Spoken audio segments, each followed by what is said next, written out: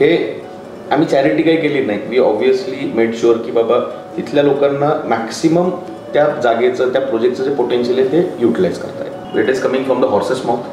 I can rely on this. No doubt लोकांनी आमच्यावर विश्वास दाखवला त्याबद्दल तर आम्ही नेहमीच आयुष्यभर त्यांचे आभारी आहोत की पहिल्या प्रोजेक्टमध्ये काही लेगसी नसताना त्यांनी आमच्याकडे घरं घेतली, प्रोजेक्ट सोल्ड आउट आम्हाला एकदम शॉर्ट स्पॅन ऑफ टाईममध्ये करून दिला. फक्त मी स्वतः तिथे बसल्यामुळे मला असं वाटतं तो एक इम्पॅक्ट झाला की लोकांना जेव्हा तुमच्याशी डायरेक्ट इंटरॅक्ट करायला मिळतं तो ट्रस्ट फॅक्टर वाढला. लोकांनी पेढे आणले, पेढे खाऊ घालताना त्यांच्या चेहऱ्यावरचा तो आनंद, त्यांच्या डोळ्यात आलेलं पाणी, म्हणजे हजबंड वाईफ असतील तर वाईफ लिटरली ढसाढसा रडती, हे मी डोळ्याने. How would you say as a first project की ज्यावेळेस तुम्ही तो प्रोडक्ट प्लॅन केला होता, I found it very relevant product होता.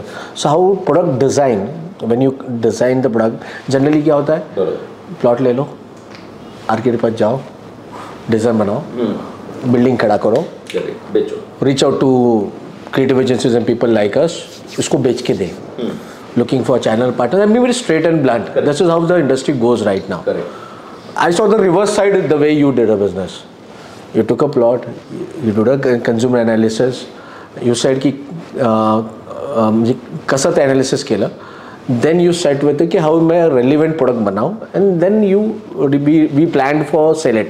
Correct. So how would you say कि how product design is important before you come to the launch, and how you did it in Indigo? I know what I've done is, but I don't want to say it. I would love to hear again from you कि how product relevancy कशी आणली तुम्ही. आता जसं मी म्हटलं sir की मला स्वतःला कन्व्हिन्स करायला वेळ लागला. Affordable housing was a new segment for me which was even more challenging. Plot तर झाला, आम्ही आर्किटेक्ट्सना बेसिक ज्या इनपुट्स आहेत त्या दिल्या की बाबा ह्या प्रोजेक्टमध्ये आपण 1 आणि 2 BHKचाच प्रोडक्ट आणायचा. ओके. हेच युनिट्स आपल्याला ठेवायचे आहेत आणि त्यामध्ये लोकांना काय काय बाबा बेसिक ॲम्युनिटीज लागणार. सो ह्या सगळ्या करत असताना डिझाईनमध्ये आम्ही ऑलमोस्ट 2.5 ते 3 महिने टाकले. ते आजही टाकतो because we proudly say that and we proudly claim that की we spend more time in designing. त्याच्यातले एरर्स जे असतात ते आम्ही एलिमिनेट करायचा प्रयत्न करतो आणि मग जो टाऊन सुलागून निघालेला प्रोडक्ट आहे तो आम्ही कस्टमर्सला प्रेझेंट करतो. सो डिझायनिंग जेव्हा मी म्हणजे डिझायनिंगवर जास्त वेळ घालवला, it was in the direction where कि मुझे ज़्यादा पैसे मिले या मेरा माल ज़्यादा निकले, इन द डायरेक्शन कि मैं प्रोडक्ट रिलेवेंसी कैसे लाऊं, किस डायरेक्शन में था वो ज़्यादा? माल ज़्यादा निकले हा ॲस्पेक्टच नव्हता तेव्हा, कारण मला आजही आठवतं तेव्हा आमचा एक सर्टन अमाऊंटचा FSI बॅलन्स होता. TDR घेतल्यानंतर एक मजला आम्ही चढवू शकत होतो पण तो आम्ही नाही केला बिकॉज आमच्याकडे नंबर ऑफ पार्किंग ज्या होत्या त्या सफिशियंट नव्हत्या. जर तो मजला वाढवला असता तर त्या पार्किंग्स आम्हाला कमी पडल्या असत्या, मग तो रेशो कुठेतरी डिस्टर्ब झाला असता, म्हणून we let go off that 1 floor. हे आम्ही चॅरिटी काही केली नाही. वी ऑब्व्हियसली मेड शुअर की बाबा तिथल्या लोकांना मॅक्सिमम त्या जागेचं त्या प्रोजेक्टचं जे पोटेन्शियल आहे ते युटिलाइज करता येईल. आणि जसं मी म्हटलं, coming back to the design part of project, we concentrate mainly upon individual units, floor plan and project as a whole, त्याचं मास्टर प्लॅनिंग. सो आजही आम्ही प्राऊडली म्हणतो की बाबा we try to give our people or our customers passage free homes. आम्ही ती संकल्पना तेव्हा काढली होती की passage free homes.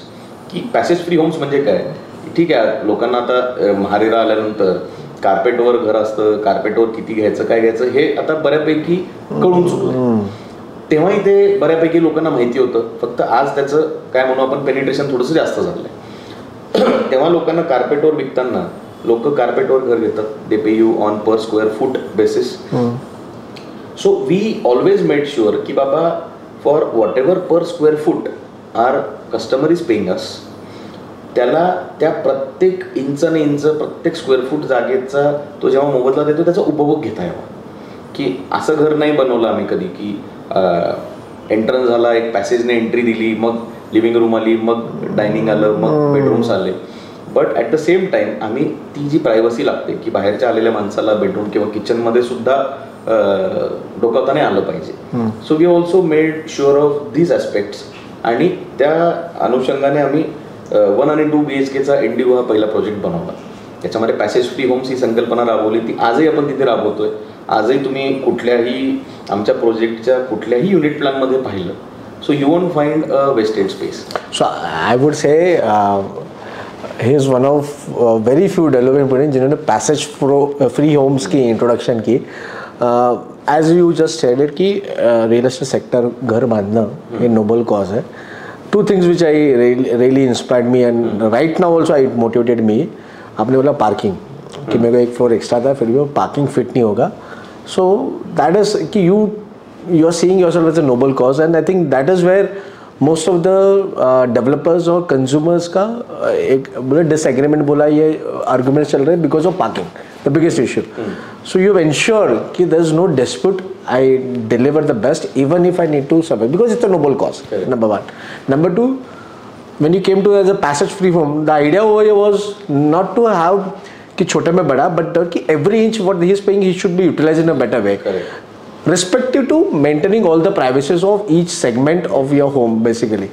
So that's what I can see कि you see as a product, you see as an this industry in a very different perspective and you want to make sure कि ये noble cause में मैं आप एक responsible developer करके आप उस पर काम करें.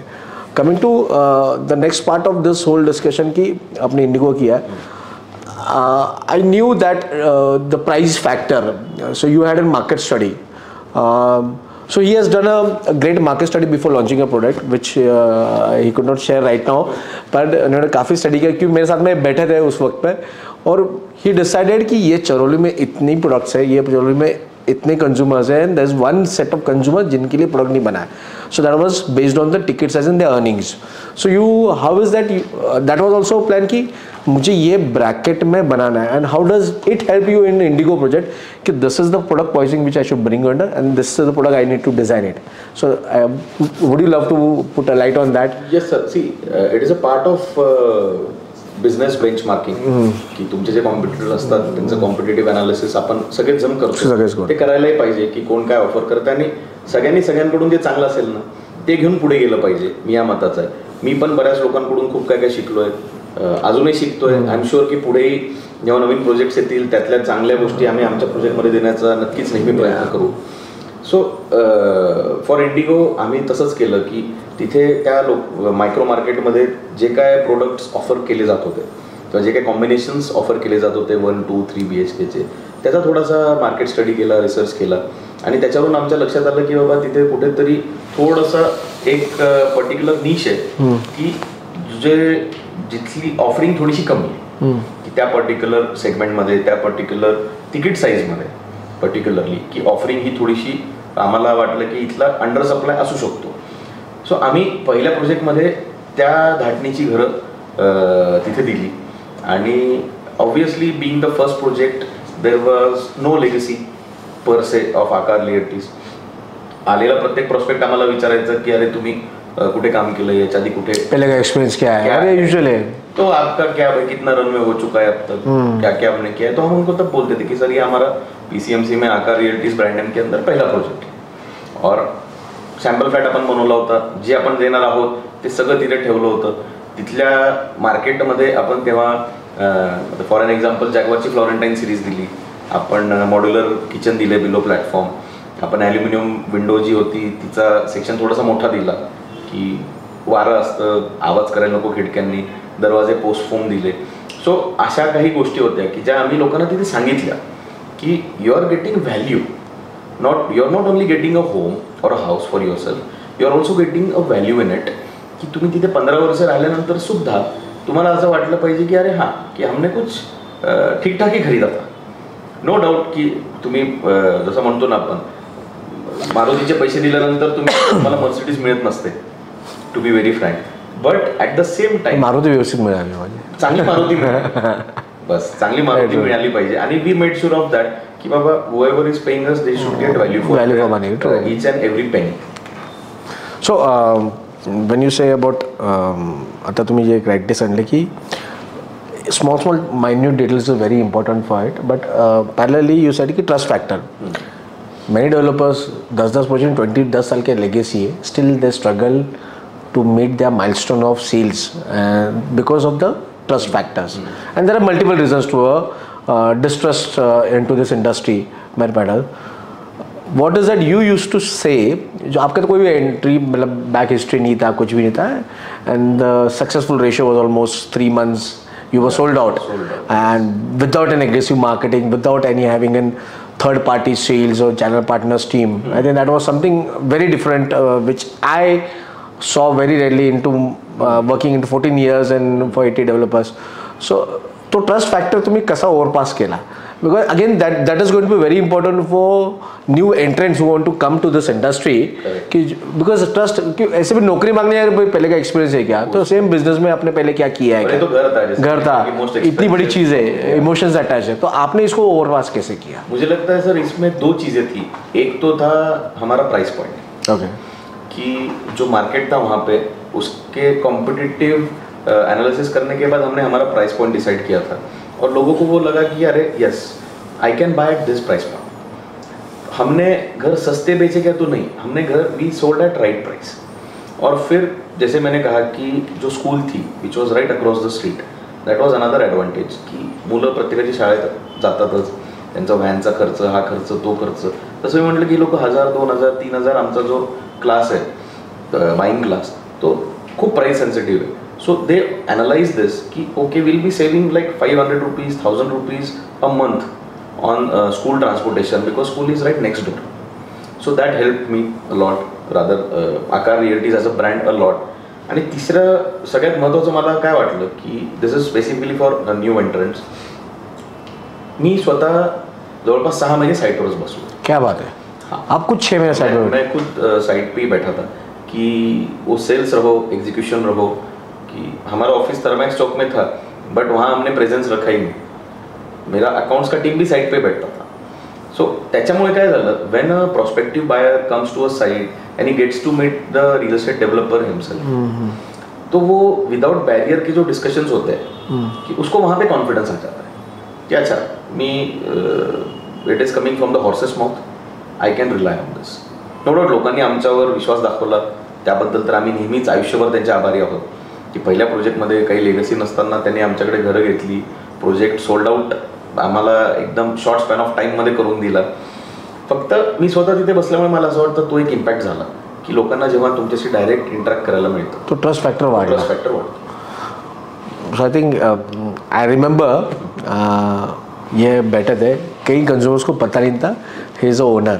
So you acted like a sales person at many instances. So I've seen most of the developers go for the execution work, sit in a cabin. I think that is a good practice which you did, is कि you've been involved into that sales process, understanding consumer more deeply. एक तो बाहर से देखना और एक उनके साथ में बैठ के देखना. This may have helped you into future projects and planning. So I think it's gathering your research insights when you do a sales to it. Coming to particular to some of the parts as an Indigo and your future. Any few stories which really impacted life? क्योंकि तुमच्या नावात आकार आहे, तुमचं Nobel cause आहे आणि I have heard lot of stories. मैंने आपके कंज्यूमर से सुनी, but something 1 or 2 stories which you feel कि यार दिस इज यार ये धंधे में आके मैंने तो अभी एक स्टोरी मैं आपको बताना चाहूँगा. हाँ. कि जैसे मैंने कहा मैं खुद बैठता था साइट पे, तो मेरा कहीं पे ऐसा था कि जो रजिस्ट्रेशन हम करवाते हैं when someone buys a flat and goes for registration of that agreement to sell, तो वहाँ पे usually power of attorney holder होता है फ्रॉम डेवलपर साइड और वो जाके एडमिशन करवाता है डॉक्यूमेंट का. And there is this buyer, most probably husband wife ही होते हैं कि पहला घर उनके नाम पे.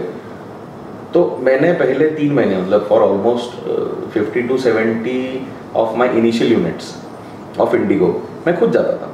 और उसके लिए हमने क्या किया था कि कलेक्टर ऑफिस का एक रजिस्ट्रेशन ऑफिस है कलेक्टर ऑफिस के प्रीमाइस में, वो सुबह 7 बजे खुलता है. उसका सुबह 7 से दोपहर में 2 ही टाइमिंग है. ओके. हाँ.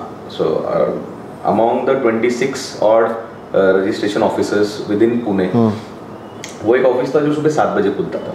तो हमने क्या किया कि ऑलमोस्ट पहले 60 ऑड जो हमारे रजिस्ट्रेशन हुए वो हमने सब वहाँ से करे. ओके. एंड मैंने मेरा पावर ऑफ अटर्नी ऑफिस में किसी को दिया नहीं था because I wanted that connect विद द बायर. कि मैं भी वो एक्सपिरियंस करना चाहता था कि अरे घर, कारण registration is the most important part, the last stage कि तेव्हा ते शिक्कामोर्तब होतं कि फिर वो कंक्लूड हो जाता है ट्रांजैक्शन और उसके बाद आपके पेमेंट के साइकिल्स और प्रोसेसेस चालू हो जाते हैं. तो तेव्हाचे असे खूप किस्से की लोकांनी पेढे आणले, पेढे खाऊ घालताना त्यांच्या चेहऱ्यावरचा तो आनंद, त्यांच्या डोळ्यात आलेलं पाणी, म्हणजे हजबंड वाईफ असतील तर वाईफ लिटरली ढसाढसा रडती, हे मी डोळ्याने पाहिलं. क्या बात आहे. हे बघत असताना माझ्या डोळ्यात पाणी की अरे म्हणजे ठीक आहे, आज आपण ॲग्रीमेंट झालं, रजिस्ट्रेशन झालं, this is business that we are doing, this is no charity. हे सगळं करत असताना सुद्धा त्याला हा एक जो इमोशनल टच आहे की सर तुम्ही स्वतः आले, मला असं नाही वाटलं की मी काय फार वेगळं केलं. नो डाऊट आता ते पॉसिबल होत नाही बिकॉज ऑफ कामाचा व्याप तो वाढलेला आहे आणि पॉवर ऑफ अटर्नी होल्डर्स जातात. But we always make sure आजही की प्रत्येक घराचं पोझिशन आम्ही हेड ऑफिसला देतो. आणि I also make it a point की जी लोक आलेली आहेत त्यांना आमच्या इथे प्रॉपर ते ग्रीटिंग्स दिले जातात, त्यांना ते गुडी बॅग दिली जाते, त्यांचा फोटो काढला जातो, तो आमची टीम स्टेटसवर ठेवते, सोशल मीडियावर त्याला हे करते, त्यांना ते पाठवतात. म्हणजे आजही आम्ही ते कुठेतरी जपायचा प्रयत्न करतोय, तो जो इमोशनल टच आहे.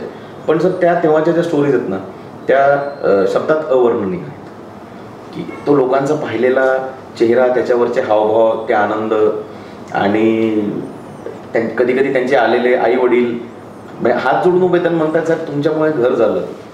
सो तेव्हा मी त्यांच्या पायाच पडायचो की तुम्ही म्हणजे I don't think I deserve this because I am a businessman, but कुठेतरी घर झालं, मी ते देऊ शकलो, याचा मला 100% नाही 200% आनंद. हे ऐकून म्हणजे हा बिझनेस आहे, पण या बिझनेसचा एंड इम्पॅक्ट कन्झ्युमरवर कुठल्या लेवलला असू शकतो. म्हणजे कोणासाठी ही सेकंड होम, फर्स्ट होम, धडपड करून घर बनलं, तो आनंद वेगळा, त्याचं deeply there is a emotion attach to it. So any business where emotion is attached, you have to be very on toes when you deal with. So definitely there's a lot of emotion attached to it, and you rightly said बहुत सारी कहानियाँ हो गई तर अभी तो we have reached to 2000 plus homes we are on to that. But there are few stories which I have heard from your team, and as well as I would love to hear those stories, and I think जो भी ये podcast देखेगा वो stories would really connect them. Please do share. Sir, stories तो बहुत है. I mean every home buying has a story attach to it, क्योंकि लोग बहुत बार बाद में आके मिलते हैं, उनका एक्सपिरियन्स बताते हैं. तो जैसे एक सद्गृहस्थ होते, त्यांनी आमच्या सेल्स टीमला रँडम कुठलं तरी होर्डिंग बघून फोन केला असेल की असं असं मी आम्ही पाहिलं आहे, तिथे काहीतरी प्राईस पॉईंट होता, मला घर घ्यायचं आहे, आणि त्या माणसाचं वय साधारणतः 50-55 असेल. सो त्यांनी फोन केल्यानंतर सेल्स टीमने त्यांना बेसिक जी माहिती असते ती विचारली. So he was a street hawker और some vendor. He was earning around, क्या बात है, he was earning around 35-40,000 rupees a month. और टीमने विचारलं की ठीक आहे सर, 35-40,000 रुपये तुम्ही महिन्याला कमवत आहात, तुमच्याकडे काही पुंजी आहे का, जमा पुंजी काही ओन कॉन्ट्रीब्युशनच्या अँगलने त्यांनी विचारलं असावं. ते म्हणले हा माझ्याकडे 3-4 लाख रुपयाची मी सेव्हिंग्स करून ठेवली आहे. सो सेल्स टीम सेड की सर तुम्ही घर घेऊ शकता. म्हणजे सेल्स टीमने फक्त असं बोलण्यामुळे त्या माणसाचा कॉन्फिडन्सच एवढा वाढला की 2-4 दिवसात जेव्हा त्यांना जसं जमलं तसं ते साईटवर आले, त्यांनी पाहिलं. घर तर त्यांना घ्यायचं होतं, म्हणजे आयुष्यात घर घेणं हे राहिलेली गोष्ट होती त्यांच्या, जी बऱ्याच लोकांची असते की घर माझं आयुष्यात झालं पाहिजे. It is one of the milestones of your life achievements. So ते केल्यानंतर त्यांनी घर पाहिलं, त्यांना आवडलं. त्यांना हे माहितीच नव्हतं की बाबा मी जर 30-35,000 रुपये कमवतोय तर मी एक साधारणतः 20-25 लाखाचं घर घेऊ शकतो. बऱ्याच लोकांना हे पण माहिती नसतं. लोकांना असं वाटतं की घर ही खूप महाग गोष्ट आहे, ही आवाक्याच्या बाहेरची गोष्ट आहे, ही आपण नाही घेऊ शकत. पण त्यासाठी तुम्ही ॲटलिस्ट ट्राय केलं पाहिजे असं मला वाटतं. जसं ह्या आमच्या एका कस्टमरनी केला, त्यांनी आलं, पाहिलं, त्यांना ते आवडलं. मीनवाईल बँकर्स बऱ्यापैकी आमच्या साईटवर असतातच बऱ्याचदा, ते फॉर्च्युनेटली होते. त्यांनी त्यांची सगळी हिस्ट्री विचारली, फायनान्शियल हिस्ट्री. त्यांनी कधीच लोन घेतलेलं नव्हतं, त्याच्यामुळे त्यांची एलिजिबिलिटीसुद्धा होती, आणि त्यांची जमापुंजी असल्यामुळे ओन कॉन्ट्रीब्युशन, स्टॅम्प ड्युटी वगैरेचा खर्च ते देऊ शकले, आणि महिन्याभरात तर ते घर त्यांचं झालं. So hearing this story, one thing is तुम्हें त्यांना एक बिलीव दिला कि तुम घर ले सकते हैं. आई थिंक ये नहीं बोला कि आप मेरे प्रोजेक्ट में घर ले सकते हो. So on a phone call, that is a approach the differentiate what an as a business we need to do is कि एम्पावर करो उसको, बिलीव दिलाओ कि तुम ले सकते हो. तो तुम्हारा सेल्स प्रोसेस एसेस में ये होना चाहिए कि रादर देन एसेसिंग कि can he buy home, does he need a help, rather than to sell the product. What I see, I think that believe is something which has been very important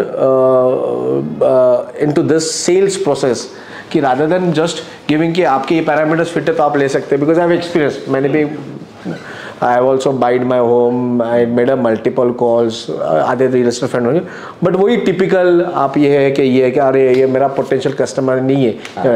So वो ideology आपके pass है ही नहीं. I think there's a different ideology कि every person who's dreaming a home, we are the people who should help them to make their dream achieve. Give it a shot at least. कोणाचे काय अडचणी असतात, Right. every case is very individual आणि ह्या सगळ्या गोष्टी subjective असतात. I can proudly say sir की माझ्यासोबतची जी माझी टीम आहे, ज्यांना मी आकार फॅमिली म्हणतो, we never call them employees.